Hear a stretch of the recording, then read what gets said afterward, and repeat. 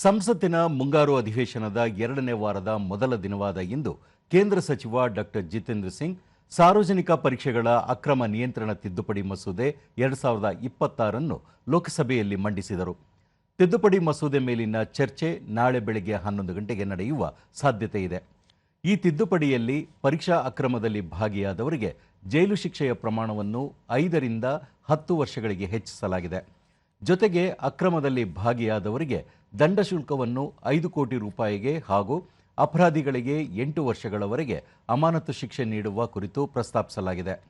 ಪೊಲೀಸರು ಅಥವಾ ಗೊತ್ತುಪಡಿಸಿದ ವಿಶೇಷ ಕಾರ್ಯಪಡೆಯು ಅಪರಾಧದ ತನಿಖೆಯನ್ನು 60 ದಿನಗಳಲ್ಲಿ ಪೂರ್ಣಗೊಳಿಸಬೇಕು. ಇದಕ್ಕಾಗಿ ವಿಶೇಷ ತ್ವರಿತ ನ್ಯಾಯಾಲಯಗಳ ಸ್ಥಾಪನೆಯಾಗಬೇಕು. ಇದು ದಿನನಿತ್ಯದ ವಿಚಾರಣೆಗಳನ್ನು ನಡೆಸಿ ಆರೋಪ ಪಟ್ಟಿ ಸಲ್ಲಿಸಿದ 3 ತಿಂಗಳ ಒಳಗೆ ಪ್ರಕರಣಗಳನ್ನು ಮುಕ್ತಾಯಗೊಳಿಸಬೇಕು ಎಂದು ತಿದ್ದುಪಡಿ ಮಸೂದೆಯಲ್ಲಿ ಉಲ್ಲೇಖಿಸಲಾಗಿದೆ. ಇದರ ಆದೇಶ ಪ್ರಶ್ನಿಸಿ ಹೈಕೋರ್ಟ್ಗೆ ಮೇಲ್ಮನವಿ ಸಲ್ಲಿಕೆಯಾದರೆ 2 ನ್ಯಾಯಮೂರ್ತಿಗಳ ಪೀಠವು ಇದನ್ನು ಆಲಿಸಿ 3 ತಿಂಗಳ ಒಳಗೆ ಪರಿಹರಿಸಬೇಕಿದೆ.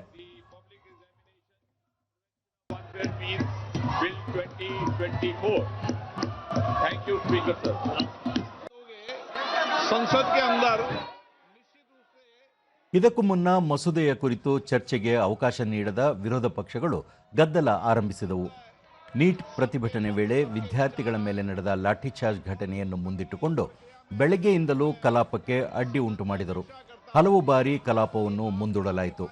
ವಿದ್ಯಾರ್ಥಿಗಳ ಹಿತದೃಷ್ಟಿಯಿಂದ ಈ ಮಸೂದೆ ಕುರಿತು ಚರ್ಚೆಗೆ ಅವಕಾಶ ನೀಡುವಂತೆ ಲೋಕಸಭಾಧ್ಯಕ್ಷರು ಹಲವು ಬಾರಿ ವಿರೋಧ ಪಕ್ಷಗಳಿಗೆ ಮನವಿ ಮಾಡಿಕೊಂಡರು.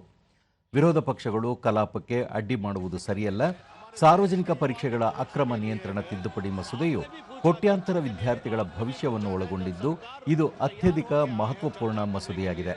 ಎಲ್ಲರೂ ಇದರ ಚರ್ಚೆಯಲ್ಲಿ ಪಾಲ್ಗೊಂಡು ತನ್ನ ಅನಿಸಿಕೆ ಹಂಚಿಕೊಳ್ಳಬೇಕು ಎಂದರು. ಈ ವಿಷಯದ ಕುರಿತು 6 ಗಂಟೆ ಅಥವಾ ಅಗತ್ಯ ಬಿದ್ದರೆ ಅದಕ್ಕಿಂತಲೂ ಹೆಚ್ಚು ಸಮಯವನ್ನು ಮೀಸಲಿಡಲಾಗುವುದು. ವಿನಾಕಾರಣ ಗದ್ದಲ ಸೃಷ್ಟಿಸದೆ ವಿದ್ಯಾರ್ಥಿಗಳ ಭವಿಷ್ಯದ ದೃಷ್ಟಿಯಿಂದ ಚರ್ಚೆಯಲ್ಲಿ ಪಾಲ್ಗೊಳ್ಳುವಂತೆ ಸೂಚಿಸಿದರು.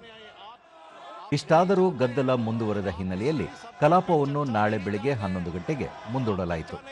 चर्चा करना नहीं चाहते हैं आप इस देश के युवा के भविष्य के लिए चर्चा नहीं करना चाहते हैं, आप नीट के ऊपर चर्चा नहीं करना चाहते हैं, आप इसी तरह हल्ला करना चाहते हैं।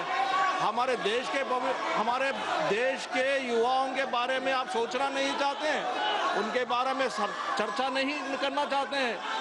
यदि आपको आज चर्चा नहीं करना चाहते हैं, आज अगर आप चर्चा नहीं करना चाहते हैं हमारे देश के युवा के भविष्य के बारे में, मैं सभा की कार्यवाही कल मंगलवार दिनांक 28 जुलाई 2026 को पुनः 11 बजे तक के लिए स्थगित की जाती है।